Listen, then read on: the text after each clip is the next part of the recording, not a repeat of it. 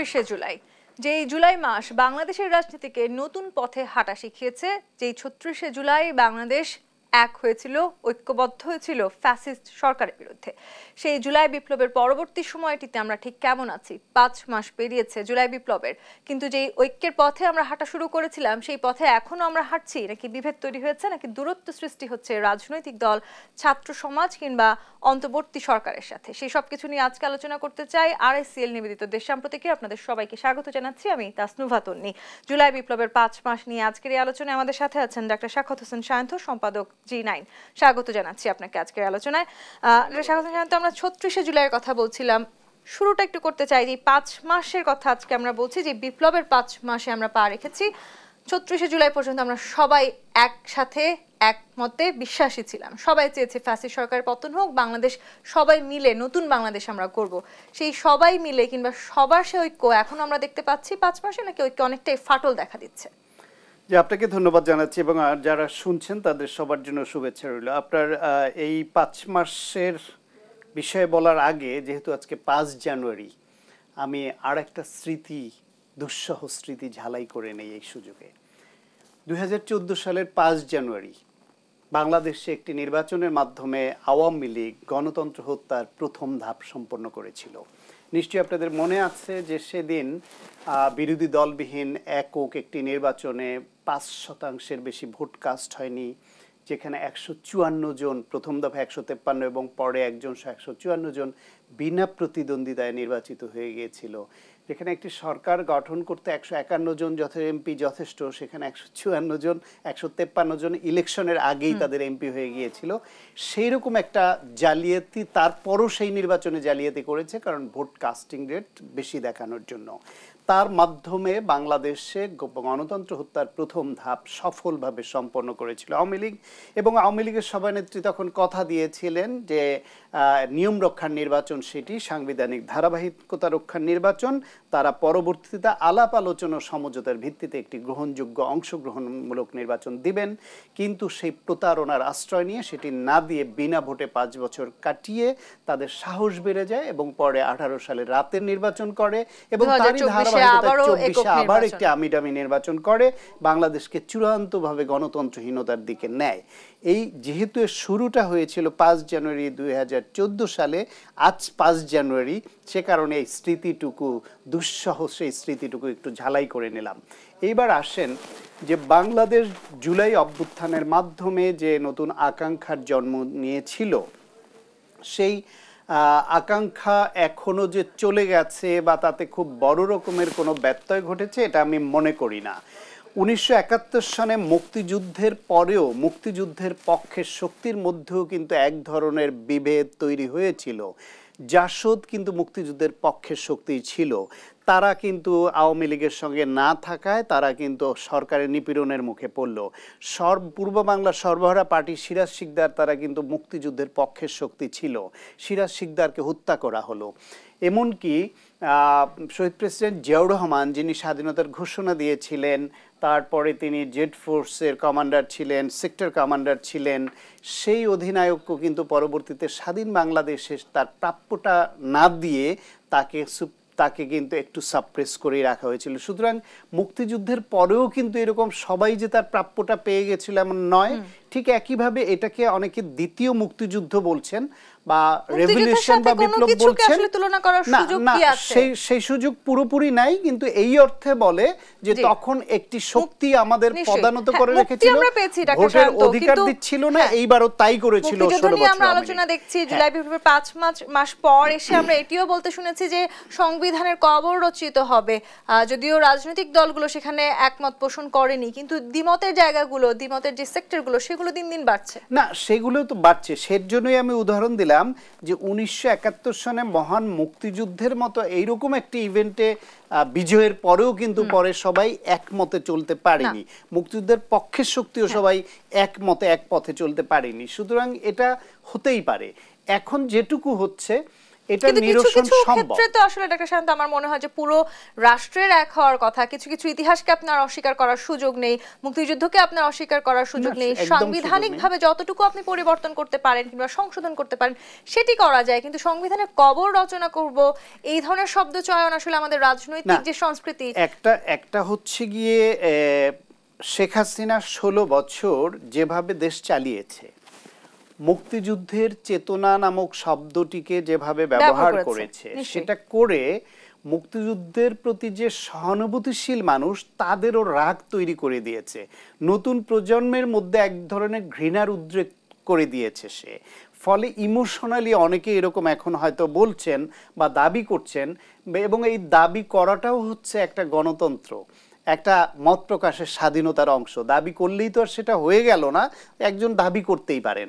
সেই ক্ষেত্রে এটার স্টেক হোল্ডার তো অনেক রাজনৈতিক শক্তি, যারা 16 বছর ধরে গুম খুন হত্যা হামলা মামলার শিকার হয়ে এই ফ্যাসিবাদের বিরুদ্ধে লড়াই করে গেছেন, তারা একটা স্টেক হোল্ডার, এবং শেষ পর্যন্ত তারা এই জুলাই অভ্যুত্থানেও অ্যাক্টিভ পার্টিসিপেন্ট হিসেবে অনেক হত্যাকাণ্ডের শিকার হয়েছে তাদের নেতাকর্মীরা তারা। কিন্তু এইখানে আবার যাদের নেতৃত্বে, যেই ছাত্রদের নেতৃত্বে আন্দোলনটা হয়েছে, রাজনৈতিক শক্তি 16 বছর ধরে করলেও শেষ সময়ে এসে কৌশলগত কারণে হোক বা যে কোনো কারণেই হোক, তাদের হিসেবে এটাই মনে হয়েছিল যে ছাত্ররা যেহেতু আন্দোলনের ফ্রন্টলাইনার, তাদের সঙ্গে থাকলে বিজয় সহজ হবে, দেশবাসীকে সেই সুযোগটা কি রাজনৈতিক দলগুলো নিল? সেই সুযোগ নেওয়া না, এটা হ্যাঁ সুযোগও বলতে পারেন আপনি এই অর্থে। এটা সুযোগ নেওয়া বলতে যেই সেন্সে নেগেটিভ অর্থে বোঝায় সুযোগ নেওয়া সেটা না, ফ্যাসিবাদের পতনকে নিশ্চিত করবার জন্য তারা এই ছাত্ররা যে মুভমেন্টে গেছে সেই সুযোগটাকে কাজে লাগিয়ে দেশকে উদ্ধার করবার জন্য। 28 অক্টোবরের ঘটনা যদি আমি একটু বলি, সেই সময়টাতে আপনারা যারা বিএনপি রাজনৈতিক নেতাকর্মী ছিলেন, তারা কিন্তু আসলে আওয়ামী লীগের নির্যাতনকে ভয় পেয়ে অনেকটা পিছু হটেছেন, কিন্তু এই ছাত্ররা কিন্তু পিছু হটেননি, তারা কিন্তু জুলাই বিপ্লব ঘটিয়েছেন, এবং সেইটুকু তো আপনাদের আমরা সবার স্বীকার করতে হবে, সেইটুকু তাদের প্রাপ্য। আপনি ওটাই বলতে গেছিলাম, তখনই তো আপনি বাধা দিলেন। সেটাই তো আমি বললাম যে ছাত্ররা ছিল ফ্রন্টলাইনার, তাদের নেতৃত্বে এই যুদ্ধটা হয়েছে। সেই নেতৃত্বের সঙ্গে ফ্যাসিবাদ বিরোধী সকল রাজনৈতিক শক্তি এক হয়েছিল, দেশের আপামর জনসাধারণ শ্রমিক এক হয়েছিল, ইংলিশ মিডিয়ামে পড়া সাধারণ ছাত্ররা একাত্ম হয়েছিল, প্রাইভেট বিশ্ববিদ্যালয়ে পড়া ছাত্ররা যারা রাজনীতির নামও শুনতে পারতো না তারা এক হয়েছিল। এই যে সবাই এক হলো, ফলে স্টেক হোল্ডার হয়ে গেল অনেক, ছাত্রদের নেতৃত্ব হয়েছে, কিন্তু বাকি সবাইও তাদের সঙ্গে থাকলো। এখন পরবর্তীতে এসে যেহেতু জামায়াত ইসলাম বলেন, বিএনপি বলেন, বা বিএনপি সম্মাননা অন্য রাজনৈতিক দল বলেন, বা সম্মাননা নয় এমন রাজনৈতিক দল বলেন, প্রত্যেকেরই নিজস্ব একটা রাজনৈতিক এজেন্ডা থাকে, প্রত্যেকেরই কিছু কৌশল থাকে ক্ষমতায় যাবার জন্য বা ক্ষমতার কাছাকাছি থাকবার জন্য। সেই কৌশল প্রণয়ন করার দোষের কিছু না, রাজনীতি তো ওটাই রাজনীতি। পাশাপাশি ছাত্ররা যারা আসলে প্রেসার গ্রুপ হিসেবে কাজ করবে এরকম একটা ধারণা প্রথমে আমরা পেয়েছিলাম, পরবর্তীতে এখন তারা সম্ভাব্য রাজনৈতিক দল হিসেবে আত্মপ্রকাশ করছে। শান্ত, এই যে আপনি বলছেন স্টেক হোল্ডারদের কথা বলেছেন, 36 জুলাই পর্যন্ত সবাই একসাথে ছিলেন, একই আন্দোলন করেছি, এখন ছাত্ররা নতুন রাজনৈতিক দল ঘোষণা করছে, জাতীয় নাগরিক কমিটি গঠিত হয়েছে, অনেক ধরনের কমিটি তারা ঘোষণা করেছেন, সেই জায়গাটি থেকে স্টেক হোল্ডারদের সাথে দূরত্ব বেড়ে গেছে। রাজনৈতিক দলগুলো নিশ্চয়ই এই স্টেক হোল্ডারদের মধ্যে বড় একটি অংশ, তাদের সাথে এক ধরনের একেবারে বিপরীতমুখী সম্পর্কে আপনারা এসে দাঁড়াচ্ছেন কিনা? না, বিপরীতমুখী না, কিছু কিছু বিষয় নিয়ে ভুল বুঝাবুঝি হচ্ছে, এটা সত্য। প্রথম কথা হলো, এই যে ছাত্ররা যে রাজনৈতিক দল গঠনের দিকে যাচ্ছে, এটা নিয়ে আমি খুব নেগেটিভ কিছু দেখি না। কারণ যদি যে ছাত্ররা ফ্যাসিবাদের বিরুদ্ধে দাঁড়িয়ে নিজেরা মৃত্যুর মুখে ঝাঁপিয়ে পড়ে দেশকে জাতিকে উদ্ধার করার জন্য এত বড় ত্যাগ করলো, তাদের তো ওই ত্যাগের একটা মহিমা আছে, তাদের তো মনোভাব আছে ত্যাগের। সুতরাং তারা যদি রাজনৈতিক দল করে, আধুনিক শিক্ষায় শিক্ষিত, তারা অনেক স্মার্ট এবং অনেক বুঝদার, দেশের জন্য দেশপ্রেম দেখিয়েছে তারা করলে আধুনিক ভবিষ্যৎ বাংলাদেশ যেমন আমরা চাই সেরকম একটা রাজনীতি তারা করতে পারে, এই প্রত্যাশা আমরা রাখতে পারি। কিন্তু সমস্যা হলো, তাদের এই রাজনীতির সঙ্গে যেহেতু এই ছাত্রদের অন্তত 2 জন প্রতিনিধি শুরুতে এবং পরে আরও একজন সহ যে উপদেষ্টা হয়ে গেছে, ফলে সরকারে তাদের অংশীদারিত্ব আছে। ফলে অনেকে মনে করতে পারে যে এরা রাজনৈতিক দল গঠন করলে সরকারের আনুকূল্য পাবে, তারা তাদের প্রতি সরকারের একটু ভালোবাসাটা বেশি থাকবে। অনেকটা মনেই করছে বিএনপি মনে করছে নির্বাচনকে পেছানো হচ্ছে যাতে করে ছাত্রদের যে রাজনৈতিক দল আসতে যাচ্ছে সেটিকে গোছাতে সময় দেওয়া হয়, সেটিকে বিএনপি মনে করছে। সেটা মনে করতেও পারে। ওই যে বললাম যে যেই তারা রাজনৈতিক দল গঠন করলে সরকারের আনুকূল্য পাচ্ছে বা তাদের প্যাট্রোনাইজেশন আছে এবং এদের প্রতি একটু ইনক্লাইনেশন একটু বেশি থাকবে, একটু ভালোবাসাটা টানটা একটু বেশি থাকবে, এটা মনে করা অস্বাভাবিক নয়। এবং সেটা কিছু কিছু ক্ষেত্রে প্রকাশিত হয়, কারণ হচ্ছে এই ছাত্রদের এই সংগঠন এদের কথা এবং সরকারের অনেক উপদেষ্টার কথা এক হয়ে যাচ্ছে যখন, সেই বিবেচনায় একটু মনস্তাত্ত্বিক দূরত্ব যেটা সেটা তৈরি হচ্ছে। এখনো প্রকাশ্য খুব বড় রকমের দূরত্বতা না, তবে একটা বিষয় নিয়ে, এই যে জুলাই ঘোষণা নিয়ে শহীদ মিনারে যে 31 ডিসেম্বর ঘোষণার যে বিষয়টা ছাত্ররা করেছিল সেটা একটা ব্লান্ডার হতে যাচ্ছিল। ব্লান্ডার হতে গিয়েও শেষ পর্যন্ত সরকারের বুদ্ধিমত্তার কারণে সেটি হয়নি। কারণ বড় রাজনৈতিক দলগুলি যারাই জুলাই অভ্যুত্থানের স্টেক হোল্ডার, ভবিষ্যৎ রাজনীতির স্টেক হোল্ডার, নির্বাচনের অন্যতম গুরুত্বপূর্ণ স্টেক হোল্ডার, তাদের সঙ্গে আলোচনা করে সমঝোতার ভিত্তিতে যদি কোনো অনেক সমালোচনা আছে। ডাক্তার শাহজাহান সায়ন্ত, একটু জানতে চাই আসলে যে অন্তর্বর্তী সরকার নিয়ে আমরা এত কথা বলছি, আপনি স্টেক হোল্ডারদের সাথে আলোচনার কথা বলছেন, কিংবা আমরা নানানভাবে সংলাপের কথা শুনেছি, সেই সংলাপ নিয়েও অনেক সমালোচনা আছে যে এবারের অন্তর্বর্তীকালীন সরকার রাজনৈতিক দলগুলোর সাথে যে সংলাপ করেছে সেটা অনেকটা পিলো পাসিং এর মতো। একই দিনে এতগুলো রাজনৈতিক দলের সাথে তারা আলোচনা করেছে, তারা বলতে চাইছে যে সেই আলোচনা থেকে আসলে ভালো কোনো ফলাফল আসেনি। 5 মাস পরে এসে দাঁড়িয়ে আপনি কি মনে করছেন অন্তর্বর্তীকালীন সরকার কাদের জন্য একটু বেশি কাজ করছে, ছাত্রদের জন্য না রাজনৈতিক দলের জন্য? এই দলের তো ছাত্রদের বা রাজনৈতিক দলের জন্য কাজ করবার কথা না, তাদের দেশের জন্য কাজ করবার কথা। দেশের গণতন্ত্র ফিরিয়ে এনে একটা সত্যিকার গ্রহণযোগ্য নির্বাচন উপহার দেওয়াটা তাদের জন্য একটা বড় চ্যালেঞ্জ। এবং সেই নির্বাচন দিতে গেলে আনুষঙ্গিক যেসব সংস্কার এবং যা যা দরকার হয় সেটাও তাদের করতে দিতে হবে, সেটা তারা করছে। এবং ইতিমধ্যে কিছু কিছু ক্ষেত্রে সমালোচনা উঠলেও আমি এখনো বিশ্বাস করি ডক্টর মোহাম্মদ ইউনূসকে সবাই মানে, সবাই ওনাকে অভিভাবক মানেন। ওনার নেতৃত্বে যখনই এদেরকে ডাক দেওয়া হয় এরা কিন্তু সবাই ছুটে যায়। এবং আমি একটা উদাহরণ প্রায় সব জায়গায় কমনলি দেই, যে চট্টগ্রামে যখন হিন্দু সম্প্রদায়ের লোকদের মধ্যে আওয়ামী লীগ ঢুকে গিয়ে একটা সাম্প্রদায়িক দাঙ্গা তৈরি করে বিশেষ ফায়দা লুটবার এবং পার্শ্ববর্তী দেশকে এখানে ইনভলভ করবার জন্য একটা পরিস্থিতি তৈরি করলো এবং অ্যাডভোকেট আলিফকে নির্মমভাবে নৃশংসভাবে হত্যা করলো, তারপরে যখন প্রধান উপদেষ্টা ডাক দিলেন তখন কিন্তু চরম ডান, চরম বাম, যারা ধর্মভিত্তিক রাজনীতি করেন, যারা ধর্মের বিরুদ্ধে আচরণ করে রাজনীতি করেন, যারা মধ্যপন্থী, সবাই এক কাতারে গিয়ে দাঁড়িয়ে গেল। এই অভূতপূর্ব যে ঐক্য, এইটা আমরা আগে কখনো দেখিনি। ফলে ডক্টর মোহাম্মদ ইউনূস যদি এখনো মনে করেন যতটুকু অনৈক্যের সুর আমরা বাতাসে একটু পাই এটাকেও নিরসন করবেন, তাহলে এটা খুবই সামান্য এফোর্ট। কিন্তু তিনি একাই আসলে সবকিছু চেষ্টা করে যাচ্ছেন, তাকে সহায়তা করছেন কিনা আশেপাশ থেকে যারা স্টেক হোল্ডার আছেন তারা, সেটি নিয়ে যেমন প্রশ্ন আছে তেমনি আপনি খুব গুরুত্বপূর্ণ একটি কথা বলছেন, ক্ষমতায় যাবার জন্য সব ধরনের কৌশল আসলে রাজনৈতিক দলগুলো করবে, সেটি খুব স্বাভাবিক। ছাত্ররাও আসলে নানান রকমের কৌশল গ্রহণ করছে কিনা, আবার এই ধরনেরও কথা শোনা যাচ্ছে যে ছাত্ররা যারা আসলে সামনের সারিতে থেকে নেতৃত্ব দিয়েছেন তাদের যে রাজনৈতিক দল আসতে যাচ্ছে সেই দলের মাঝেও এক ধরনের ভাঙনের সুর শুরু হয়েছে কি না? এখনো ছাত্রদের মধ্যে এরকম ভাঙনের সুর সেরকম স্পষ্ট কিছু বোঝা যায় না। তবে বাংলাদেশে অতীতে যারা বিভিন্ন রাজনৈতিক দল করেছে বিভিন্ন সময়, এইখানে তো নানান রকমের খেলা হয়, আভ্যন্তরীণ এবং বাইরের নানান রকমের গ্রুপ সক্রিয় থাকে, নানান শক্তি থাকে এদের নিয়ে খেলবার জন্য। সেই ক্ষেত্রে কেউ কেউ যদি লোভী হয়, কেউ কেউ যদি টাকার মোহে ঢুকে যায়, কেউ কেউ যদি ইমোশনালি যে আন্দোলনটা করেছে সেই ইমোশন থেকে বেরিয়ে এসে বাস্তবতায় এসে নিজের লাভ চিন্তা করে, তাহলে তারা ভুল করতেও পারে। আপনার কি মনে হয় এই 5 মাস পরে এসে তাদের মাঝে কেউ কিংবা রাজনৈতিক দলেরও কেউ কেউ পাওয়ার প্র্যাকটিস করার সেই সুযোগটা, সেই সুবিধাটা নিচ্ছেন কি? এইটা হিউম্যান নেচার। বাংলাদেশ বা থার্ড ওয়ার্ল্ড কান্ট্রির যে রাজনীতির ধরন, তাতে পাওয়ার প্র্যাকটিসের এই প্রদর্শনটা কোথাও কোথাও হয়। যেমন আপনাকে দু একটা উদাহরণ দেই, বিএনপিকে নিয়ে অপরাপর দল থেকে অভিযোগ আছে যে বিএনপির শীর্ষ নেতৃত্ব সাংঘাতিক কড়াকড়িভাবে নীতি নৈতিকতার মধ্য দিয়ে ভবিষ্যৎমুখী রাজনীতি করতে চাইলেও তাদের দলের তৃণমূল পর্যায়ের অনেক নেতাকর্মীরাই সেই নির্দেশ মানছেন না, কোথাও কোথাও তার ব্যত্যয় ঘটছে এবং ঘটছে বলেই ১৫০০-এর উপরে নেতাকর্মীকে শাস্তির আওতায় আনতে হয়েছে বিএনপিকে। ফলে এই অভিযোগটা বিএনপির বিরুদ্ধে তো অলরেডি আছে। ছাত্রদের মধ্যে কোথাও কোথাও ইতিমধ্যেই বৈষম্য বিরোধী ছাত্র ফ্রন্টের যে প্ল্যাটফর্ম তাদের বিরুদ্ধে কোথাও কোথাও অভিযোগ উঠছে এবং সংবাদ মাধ্যমে আসছে। যেমন ধরেন দুদিন আগেই ময়মনসিংহে জাসদের একজন নেতাকে সেনাবাহিনী অস্ত্রসহ ধরে গ্রেফতার করে তুলে দিল পুলিশের হাতে, কারণ পুলিশ তাকে গ্রেফতার দেখাবে।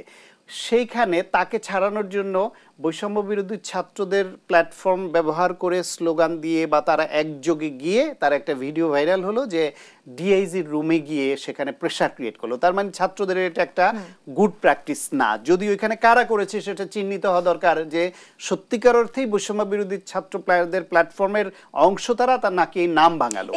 এমনকি আরো দু একটু উদাহরণ দেই, যেহেতু দুইটা গ্রুপের দিয়েছি।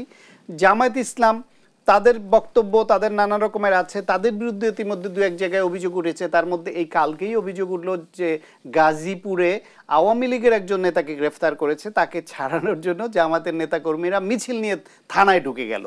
এখন এই যে সব শক্তি কোনো না কোনোভাবে তাদের শক্তি প্রদর্শনের প্রতিযোগিতা মৃদুভাবে হলেও দেখাচ্ছে, এইটা যে আমরা যে জুলাই অভ্যুত্থান পরবর্তী যেই বাংলাদেশ এবং যেই রাজনীতি আমরা আশা করি, যেই আকাঙ্ক্ষা নিয়ে আমরা বসে আছি, সেটার সঙ্গে যায়। এই জুলাই অভ্যুত্থানের কথা যখন আপনি বলছেন, সেই সময়টাতে আসলে ঠিক যেভাবে আমাদের সবার এক হয়ে এগিয়ে যাওয়ার কথা ছিল, সেই জায়গাটি থেকে ৫ মাস পর এসে কি মনে করছেন রাজনৈতিক দলগুলো তারা আসলে যে ধরনের সংস্কারের কথা বলছে, কিংবা বিএনপির কথা যদি আমি বলি, বিএনপি কিন্তু অনেকভাবে নিজেদেরকে পরিচালিত করছে, যদিও তারা সর্বোচ্চ বেশি নির্যাতনের শিকার হয়েছিল, তারা নিজেদেরকে ঠিক যেভাবে কন্ট্রোল করছে। অপোজিট সাইডে যদি আমি বলতে চাই, ছাত্ররা আসলে যেই দল করার কথা বলছেন, তারা ঠিক ততটাই আসলে আবারও পুরনো পথে হাঁটা শুরু করেছেন কিনা, রাজনৈতিক এই পাওয়ার প্র্যাকটিস কিংবা যেই ধরনের সংস্কৃতি থেকে আসলে আমরা বেরিয়ে আসার চেষ্টা করছি, সেই সংস্কৃতির পথে আবারও আমরা উল্টো পথে হাঁটছি কিনা। আমি উত্তর নিব, একটি বিরতি নিতে হবে। RSL দেশ সাম্প্রতিক বিরতি নিয়ে ফিরছি, সাথেই থাকুন।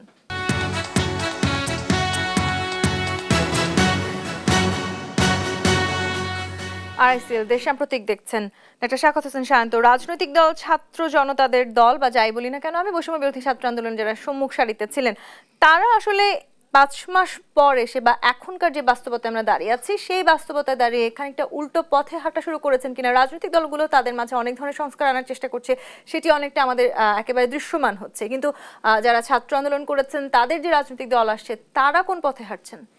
না, এখনো পর্যন্ত আপনি দেখেন যে ছাত্রদের নিয়ে কিছু মৃদু সমালোচনা উঠলেও তাদের এমন কোনো স্পষ্ট নজির দেখাতে পারবেন না যেটা তারা পাওয়ার প্র্যাকটিস করছে বা অন্যকে অপদস্থ করছে, এরকম কিছু তাহলে বিএনপির সাথে তাদের দূরত্ব বাড়ছে কেন?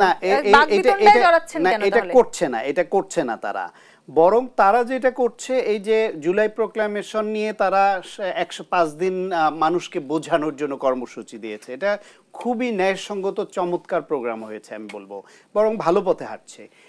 সমস্যাটা হয়েছে ওই যে কিছু কিছু জায়গায় তাদের মধ্যেও তো আলোচনায় সবাই আর একইভাবে চিন্তা করে না, কেউ যুক্তি দিয়ে চিন্তা করে, কেউ ইমোশন দিয়ে চিন্তা করে। তার মধ্যে ওই যে 31 ডিসেম্বর যে জুলাই প্রোক্লামেশন যেটা বা জুলাই ঘোষণা তারা দিবে, সেটা রাজনৈতিক দলগুলোর সঙ্গে আলোচনা করে সমঝোতার ভিত্তিতে না দেওয়াতে একটু ভুল বুঝাবুঝি তৈরি হয়েছে। আবার সেটা যখন সরকারের একটা বিশেষ কৌশলের কারণে আবার থেমে গেল, আবার কিন্তু এটা স্থিমিত হয়ে গেছে। বরং আমি মনে করি এটা কারো ভুলের জন্য হচ্ছে, রাজনৈতিক শক্তিগুলোর ভুলের জন্য হচ্ছে, না ছাত্রদের ভুলের জন্য হচ্ছে, নাকি এদের মধ্যে অন্য কোনো শক্তির অনুপ্রবেশ ঘটেছে, তাদের ক্যারিশমায় হচ্ছে জানি না। এই মুহূর্তে তো আলোচনা হবার কথা আওয়ামী লীগের বিচার, লুটপাট, টাকা পাচার, শেখ হাসিনা, না আপনি আমাকে শেষ করতে দেন এটুকু। শেখ হাসিনা, তার ছেলে, তার বোনের মেয়ে 4 জনে 80,000 কোটি টাকা পাচার করার অভিযোগ এসেছে। কোথায় সেটা নিয়ে দাবি আন্দোলন হবে ওইটা নিয়ে? আওয়ামী লীগের শীর্ষ পর্যায়ের কোন নেতা আমি তাহলে এই প্রশ্ন করব যে মিডিয়া একযোগে সবাই এই যে গ্রুপিং কে উস্কে দিয়ে আলোচনাটাকে এই দিকেই নিতে এত ইন্টারেস্টেড কেন? Why you people are so interested to engage যে আমরা এই গ্রুপিং ছাত্ররা কি হলো আপনি এসব দূরত্বের গল্পটাকে বড় করে কেন সামনে আনছেন? আমি তো এত বড় দূরত্ব দেখছি না। বাংলাদেশের জন্য কি রাজনৈতিক ঐক্যতা এই মুহূর্তে প্রয়োজন আছে? না, বাংলাদেশে এই মুহূর্তে আমি দেখছি যে প্রত্যেকটা গ্রুপ, প্রত্যেকটা রাজনৈতিক দল, প্রত্যেকটা ব্যক্তির নিজস্ব মতামত থাকবে, কিন্তু এখনো পর্যন্ত রাজনৈতিক শক্তি, ছাত্র বা কোন দলের সঙ্গে অতীতের মতো এমন কোন সাংঘর্ষিক বা মুখোমুখি অবস্থান কথায় বা তর্কেও যায়নি। সেই দূরত্বর কাহিনীটাকে মিডিয়া বিভিন্ন জায়গায় অনেকগুলোই দেখছি আমি যে উস্কে দিয়ে দিয়ে একটা ট্রেন্ড এরকম হচ্ছে অতীতের মতোই ঝগড়া লাগিয়ে দেওয়া। ঝগড়া লাগানোর কোনো কারণ নাই, সবাই এখনো ঠিক পথে আছে, বরং প্রত্যেকের উচিত এই ঝগড়াটাকে অ্যাভয়েড করা। আমি বলবো প্রত্যেকের উচিত অ্যাভয়েড করা যে আওয়ামী লীগের এই 16 বছরের যে অনাচার, গুম, খুন, হত্যা, হামলা, মামলা, টাকা পাচার, এবং কেন কোন নেতাদের গ্রেফতার করা হলো না, কেন সেনানিবাসে 600-এর উপরে মানুষকে রেখে তারা পালিয়ে যেতে দেওয়া হলো, ওবায়দুল কাদেরের মতো লোক কেন চলে যেতে পারলো?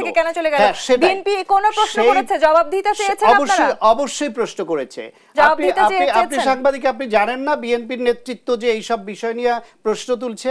অবশ্যই প্রশ্ন তুলছে।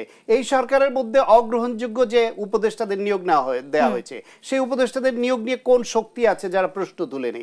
স্টেক হোল্ডার প্রত্যেকে প্রশ্ন তুলেছে, এগুলো নিয়ে আলোচনা আছে। দাবি কঠোর হচ্ছে না কেন? সেই জবাবদিহিতার জায়গা আমরা আনতে পারছি না কেন? কঠোর হবে না। আপনারা যে কঠোরতা মনে করেন, রাজনৈতিক দলগুলো ওই কঠোরতা আরোপ করবে না। কারণ হচ্ছে বিএনপি যদি ওই কঠোরতা বলতে এখন এইটা বুঝান যে বিএনপি কেন মাঠে নামবে না, কেন জোর করবে না, আন্দোলন নামবে না, সেই ডিস্টার্বেন্স এই সরকারকে কেউ করবে না, করা উচিত হবে না। বিএনপি ইতিমধ্যে আন্দোলনে নামার কথা জানিয়ে দিয়েছে। তারা বলেছে জানুয়ারি মাসের মধ্যে তারা যদি রোডম্যাপ না পায় সুস্পষ্ট নির্বাচনে, তারা ফেব্রুয়ারি মাসে আবারো আন্দোলনের মাঠে নামবে। বিএনপি নির্বাচনের দাবিতে যদি কোনো টালবাহানা দেখে তাহলে যাবে। সেখানেই আমি প্রশ্ন করি ডাক্তার শান্ত, তাহলে আপনি বিচারের কথা বলছিলেন, ছাত্র আন্দোলনে, বৈষম্যবিরোধী ছাত্র আন্দোলন, তারা বলেছে শেখ হাসিনা বা ফ্যাসিস্ট সরকারের বিচার না হওয়া পর্যন্ত তারা দেশে কোনো নির্বাচন হতে দিবে না। বিএনপি কি তাহলে তাই চায়? না, এইটা তো তাদের দাবি, আর বিএনপিও তাই চায় না। বিএনপি তাদের অবস্থান স্পষ্ট করেছে যে নির্বাচন এবং সংস্কার, নির্বাচন এবং বিচার কোনোটা একটা আরেকটার মুখোমুখি না, প্রত্যেকটা একটা আরেকটার সঙ্গে একসঙ্গে এগোবে। এইটা একই সঙ্গে বিচার প্রক্রিয়া আগাতে হবে, গ্রেফতার করতে হবে, একই সঙ্গে সংস্কারও চলবে, একই সঙ্গে নির্বাচনী কার্যক্রমও আগাবে, এবং একটা যৌক্তিক সময় বলছিল আগে, এবং সেই যৌক্তিক সময়ের প্রেক্ষিতে প্রধান উপদেষ্টা অলরেডি বলেছেন যে এ বছরের ডিসেম্বরের মধ্যে না হলে 6 মাস, তবে না হলে আরো 6 মাসটা গ্রহণযোগ্য হবে না। এই জন্য বাংলাদেশের জুন জুলাই মাস নির্বাচনের জন্য উপযুক্ত সময় নয়। ফলে আমরা ধরে নিতে পারি এই বছরের ডিসেম্বর বা আগামী মাসের জানুয়ারি ফেব্রুয়ারির মধ্যে একটা নির্বাচন হয়তো হবে। সেই প্রস্তুতি নিয়ে রাজনৈতিক দলগুলো এগোবে, সেই প্রস্তুতি সরকারের মধ্যে থাকবে, এবং এর মধ্যে সংস্কার যেটা হওয়ার সেটাও হবে। কারণ এই বিভিন্ন কমিশনগুলো গঠন করা হয়েছে, সেই কমিশনগুলি কি করে সেটা দেখতে হবে আগে। রাজনৈতিক দলগুলোকে, ছাত্রদেরকে একটু ধৈর্য ধরে অপেক্ষা করতে হবে, তারা দাবি জানাবে, প্রেশার ক্রিয়েট করবে, পরামর্শ দিবে, পাশাপাশি ওই কমিশন কি করে সেটাও দেখবে। এটা একটা প্রেশার গ্রুপ হিসেবে তারা এই কারণে নিতে পারে যে এই সরকারের মধ্যে এদের বা বিভিন্ন রাজনৈতিক যে স্টেক হোল্ডার তাদের অপছন্দের বা গ্রহণযোগ্য নয় এমন কিছু ব্যক্তি উপদেষ্টা হিসেবে ঢুকে গেছে। সেটা দিয়ে মনে করা যেতেও পারে যে ভেতরে ভেতরে আমাদের যে আকাঙ্ক্ষার যে রাষ্ট্র ব্যবস্থা চাই সেটার বিপরীতও কিছু হয় কিনা, আওয়ামী লীগকে পুনর্বাসন করবার মতো কোনো সূক্ষ্ম কারসাজি হয় কিনা। সুতরাং ছাত্র জনতা, রাজনৈতিক শক্তি তারা যদি মনে করে এই সরকারকে সহযোগিতা করবে, পাশাপাশি একটা প্রেসারেও রাখবে যাতে আওয়ামী লীগকে কোনোভাবে ছাড় না দেওয়া হয়, যাতে সংস্কারটাও মোটামুটি ঠিকভাবে হয়, সেই কারণে দাবিগুলি জানাবে। এটা তো জানাতে হবে। প্রেসার শুধু অন্তর্বর্তীকালীন সরকারের জন্যই বলছেন আপনি, নাকি আসলে বিএনপিও যথেষ্ট চাপে আছে যদি তাদের নতুন কোনো দল আসে এবং বাংলাদেশে তৃতীয় কোনো শক্তি আসলে নির্বাচন হলে তারা আসলে জয়ী হবেন কিনা সেই ভয় বিএনপি পাচ্ছে কি? আপনি বারবার ঘুরে ফিরে বিএনপির চাপের প্রশ্ন আসছেন এবং বিএনপির সঙ্গে ছাত্রদের দূরত্ব তৈরি হচ্ছে বলছি না, নির্বাচন তো হতেই হবে, নির্বাচনে প্রতিদ্বন্দ্বিতা থাকবে, নির্বাচনে প্রতিদ্বন্দ্বিতা থাকতেই তো হবে। আজকের সমস্ত প্রশ্নগুলা ছিল এক কেন্দ্রিক, শুধু দূরত্ব, দ্বন্দ্ব, অনৈক্য এবং প্রেসার। আপনার দৃষ্টিতে আপনি কি দেখেন যে বিএনপি কোনো প্রেসারে আছে ছাত্রদের? সেটি বিএনপি আমার থেকে বেশি ভালো বলতে পারবে। যখন নির্বাচন হবে সেই নির্বাচনে অবশ্যই আমার প্রতিপক্ষ থাকতে হবে, শক্তিশালী প্রতিদ্বন্দ্বিতা থাকতে হবে, যেটি আমরা দীর্ঘদিন দেখিনি।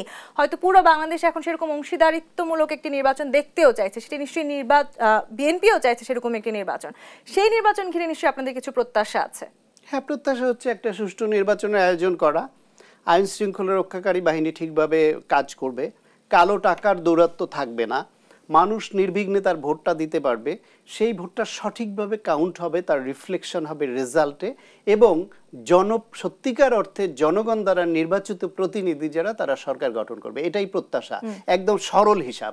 এই সরল হিসাবের বাইরে যদি কোনো রকম সিমটম দেখা যায়, বিএনপি নিশ্চয়ই সেটার প্রতিবাদ করবে। সেই সমীকরণ নিয়ে আমরা আলোচনা করতে চাই। আসলে যে 5 মাস ধরে সবচেয়ে বেশি তো নির্বাচন ঘিরে আমরা প্রত্যাশা রেখেছি, প্রত্যাশা এখন আকাশচুম্বী হয়েছে। সুষ্ঠু নির্বাচন আমরা ভুলেই গেছি। আমি বলি, আপনি আমাকে তো প্রশ্ন করছিলেন, উত্তরটা তো আমি দিতে পারলাম না। আপনি বিএনপি কি কোনো চাপে আছে এটা আপনারা ফিল করেন সাংবাদিক হিসেবে? বিএনপি কি মনে করছে? বিএনপি তো মনে করছে চাপে নেই। তার মানে বিএনপির নির্বাচন ঘিরে কোনো তাড়াহুড়োও নেই? তাড়াহুড়ো নেই আর চাপে নাই, দুটো তো এক কথা নয়। আপনি টুইস্ট করছেন কেন? আপনি বলছেন যে ছাত্রদের বা অন্য শক্তির কারণে বিএনপি চাপে আছে কিনা, নতুন দল হবে, ওই চাপ বিএনপি ফিল করে না। বিএনপি বাংলাদেশের অন্যতম প্রধান বৃহত্তম রাজনৈতিক দল। তারা 16 বছর শেখ হাসিনা এই দলটাকে ভাঙার চেষ্টা করে ভাঙতে পারেনি, ফ্যাসিবাদ ভাঙতে পারেনি। সেই বিএনপি অন্য দলের কারণে চাপে থাকবে, মানে এইটা একটা মানে খুবই বেশি সরলীকরণ হয়ে যায়। এইটা বিএনপি এই চাপে থাকে না। বিএনপির তাড়াহুড়োও নেই। বিএনপি চাচ্ছে যৌক্তিক সময়ের মধ্যে প্রয়োজনীয় সংস্কার সেরে একটি গ্রহণযোগ্য নির্বাচন দিতে, যাতে বাংলাদেশের এই জনগণের প্রতিনিধিদের দ্বারা দেশ পরিচালিত হতে পারে, সেটা চাচ্ছে তারা। এবং এটা যদি কাঙ্ক্ষিত সময়ের থেকে বেশি দীর্ঘায়িত হয়, নিশ্চয়ই বিএনপি তাদের স্ট্র্যাটেজি অনুসারে তখন আগামী কর্মসূচি। রাজনৈতিক কৌশলের কথা আপনি বলছেন, এবং ভবিষ্যতের রাজনীতিতে নির্বাচন ঘিরে যে সমীকরণ, সেটি শেষ মুহূর্ত পর্যন্ত আমরা পাল্টে যেতে দেখেছি। আপনার কি মনে হয় ভবিষ্যতের রাজনীতি পরিবর্তিত সমীকরণ দেখা যাবে, নতুন কিছু আসতে যাচ্ছে কিনা বাংলাদেশে? আমি উত্তর নিব। আরেকটি বিরতির সময় হয়েছে। RICL দেশ সাম্প্রতিক বিরতি নিয়ে ফিরছি, সাথেই থাকুন।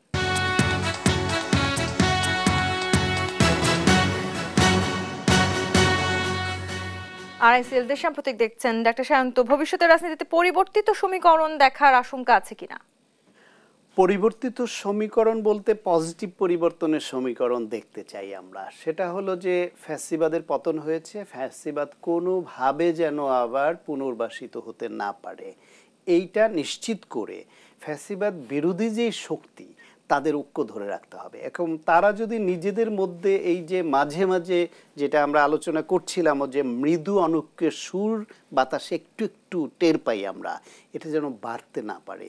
অনেক সময় মতাদর্শগত ভিন্নতা থাকবে, ভিন্ন মত থাকবে, কথা হবে, তর্ক হবে, যুক্তি হবে, কিন্তু সেটা যেন অতীতের রাজনীতির মতো কোনো রকম কনফ্রন্টেশনে না গড়ায়। যদি এই বিভিন্ন রাজনৈতিক শক্তির মধ্যে যদি এটা কনফ্রন্টেশনের দিকে যায়, আল্লাহ না করুক, তাহলে আমরা একটা ফ্যাসিবাদকে পরিবর্তন করেছি, এটা সত্য। আমরা হয়তো ভোটের অধিকারও ফিরে পাবো, সেটাও সত্য।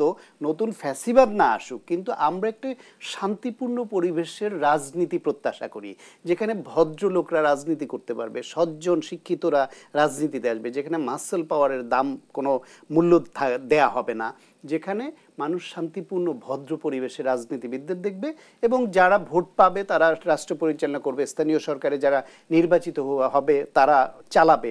এইরকম যে একটা মানবিক, আধুনিক, গ্রহণযোগ্য একটি অহিংস রাজনীতি এবং রাষ্ট্র ব্যবস্থা আমরা কামনা করি, সেদিকে তাহলে উত্তরণটা হবে না যদি এদের মধ্যে ঐক্যের ঘাটতি হয়। এবং সেই ঐক্যটা ধরে রাখার তো কাউকে না কাউকে সেই দায়িত্ব তো নিতে হবে। সেই দায়িত্ব নিতে বা সেরকম ভাবে সংলাপে বসার মতো কোনো আয়োজন কি আপনারা এখনো লক্ষ্য করেছেন? সেই দায়িত্ব আসলে প্রত্যেকেরই। ধরেন বিএনপি একটি বৃহত্তম রাজনৈতিক দল, অতীতে রাষ্ট্র পরিচালনা করেছে, এই মুহূর্তে বাংলাদেশের সবচেয়ে বড় রাজনৈতিক দল। সেই বিবেচনায় রাজনৈতিক দলগুলি হিসেবে তাদের দায়িত্ব অনেক বড়। আর এক দিক থেকে যদি বলি যে আমাদের ছাত্ররা যারা নিজেরা জীবন দিয়ে, রক্ত দিয়ে একটা ফ্যাসিবাদী সরকারকে এইভাবে পালাতে বাধ্য করলো, তারা এখন ফিল্ডে আছে, তাদের দায়িত্ব অনেক। তাদের মধ্য থেকে কোনো সুযোগ সন্ধানী লোক বা অতি ইমোশনাল কেউ যেন এই মুভমেন্টটাকে ভিন্ন খাতে নিতে না পারে, সেই দায়িত্ব তাদের। জামায়াত ইসলাম সহ অন্যান্য রাজনৈতিক শক্তি যারা আছে তারাও যাতে আবার নিজেরা হঠাৎ করে বড় হয়ে যাব এই ভাবনা নিয়ে অনৈক্য তৈরি করে নিজেদের পাল্লা ভারী করবার জন্য বিশেষ কৌশল অবলম্বন করতে গিয়ে যেন অন্যকে হেয় না করে, ছোট না করে, সেটা রাখা। আর এদের সমন্বয়ের জন্য আসলে সরকারের তরফ থেকে বিশেষ একটা অভিভাবকত্ব যেটা আমরা চাই, যেটা এখনো পর্যন্ত ডক্টর মোহাম্মদ ইউনূসের নেতৃত্বে যেই সরকার আছে তার প্রতি আমি এটা সব জায়গায় শুনি, বেশিরভাগ মানুষের অগাধ আস্থা এবং মনে করে যে উনি শেষ পর্যন্ত হাত দিলে এই অনৈক্য থাকে না কোথাও। উনি শেষ পর্যন্ত চাইলে এইসব যেসব দ্বন্দ্ব সন্দেহ আছে সেগুলো নিরসন হওয়া ব্যাপার না। আভাস কি আপনারা পেয়েছেন? আভাস পেয়েছি তো, আভাস পেয়েছি। ওই যে যখনই একটু ক্রাইসিস তৈরি হয় উনি কথা বলেন, ডাকেন। যখনই রাজনৈতিক শক্তিগুলো এই সংস্কার এটা ভিন্ন মত দেয় তখন উনি ডাকেন। যখনই এই যে সাম্প্রদায়িক দাঙ্গা হতে হতে গিয়েও কোন পর্যায়ে যেতে পারতো আমরা জানি না, সেখান থেকে ফিরিয়ে আনলেন কি চমৎকারভাবে। এই যে আপনার জুলাই প্রোক্লামেশন নিয়ে ছাত্ররা 31 ডিসেম্বর যে একটা মুভমেন্ট শুরু করেছিল, সেটা তো আরো বিভেদ বা বিভেদ আরো বাড়িয়ে তুলতে পারতো, সম্ভাবনা ছিল। সেটাও তো অত্যন্ত দারুণ বুদ্ধিমত্তার সঙ্গে সেটাকে সরকার নিজেই দায়িত্ব নিয়ে যে ঘোষণা সরকারই দিবে, জরুরি ভিত্তিতে একটা প্রেস কনফারেন্স করে দিয়ে উভয় পক্ষকে একটা জায়গায় তো আনলো। ফলে এটা ঐক্য ধরে রাখার একটা প্রক্রিয়া মনে করি। এইটা অব্যাহত যদি রাখে তাহলে ছোটখাটো যে একটা মতভিন্নতা, এটা খুব বড় ফ্যাক্টর হবে। মতভিন্নতা থাকবে, গণতান্ত্রিক ধারায় যেতে হলে, নির্বাচনের রাস্তায় হাঁটতে হলে নিশ্চয়ই সেই মত পার্থক্য থাকবে রাজনৈতিক দলগুলোর মাঝে। দীর্ঘদিনের মিত্র বিএনপি, জামায়াত ইসলাম আলাদা পথে হাঁটবে কিনা এবারে নির্বাচনে? দীর্ঘদিনের মিত্র বলতে তারা মিত্র, আবার সবসময় মিত্র ছিল এমনও নয়। 1986 সালে জামায়াত ইসলামী বিএনপি বয়কট করবার পরেও একা জাতীয় পার্টির সঙ্গে হোসেন মোহাম্মদ এরশাদের নির্বাচনে দিয়েছিল, সুতরাং মিত্র তো তখন ছিল না। 1995-96 সালে আওয়ামী লীগের সঙ্গে মিলে যখন তত্ত্বাবধায়ক সরকারের জন্য আন্দোলন করলো এবং জুনের নির্বাচনে বিএনপির সঙ্গে বেরিয়ে গেলে একা গেল, তখন তো বিএনপির সঙ্গে মিত্র ছিল না। পরবর্তীতে 2001-এর আগের আওয়ামী লীগ আমলের আবার আন্দোলনের মিত্র হয়েছে, পরে নির্বাচনের মিত্র হয়েছে, পরে দীর্ঘদিন তাদের মিত্রতা ছিল। কিন্তু মিত্রতা থাকলেও আপনি দেখেন বিএনপির রাজনৈতিক দর্শন এবং অবস্থান হচ্ছে, আমরা স্পষ্টভাবে বলি, তারা হচ্ছে ডানের বামে আর বামের ডানে, মডারেট মধ্যপন্থী একটা রাজনৈতিক দল। সেই দলের সঙ্গে না জামায়াত ইসলামের সঙ্গে আদর্শগত বা অন্য কোনোভাবে মিলবে, বা অন্য কোনো ধর্মভিত্তিক রাজনৈতিক দলের সঙ্গে মিলবে, না লেফটিস্ট কোনো ঘরানার দলের সঙ্গে মিলবে। কিন্তু তারা যেহেতু ডানের বামে এবং বামের ডানে, ফলে তাদের দায়িত্ব হচ্ছে দুই দিককে সমন্বয় করা বড় দল হিসেবে। সেটা যত বুদ্ধিমত্তার সঙ্গে করতে পারবে তত দূরত্ব কম হবে এবং মিত্র না থাকলে অন্তত শত্রু হবে না। আমার প্রত্যাশা থাকবে, বা দেশবাসীর প্রত্যাশা, যে ফ্যাসিবাদ আওয়ামী লীগকে যদি স্পেস দিতে আমরা পুনরায় না চাই, তাহলে জামায়াত ইসলাম হোক, বিএনপি হোক, সিপিবি হোক, বাসদ হোক, বা অন্যান্য ফ্যাসিবাদ বিরোধী যেই শক্তি হোক, গণসংহতি হোক, নাগরিক ঐক্য হোক, প্রত্যেকের এই জায়গায় একমত হতে হবে যে আমাদের মধ্যে মিত্রতা না থাকুক, অন্তত যেন শত্রুতা তৈরি না হয়।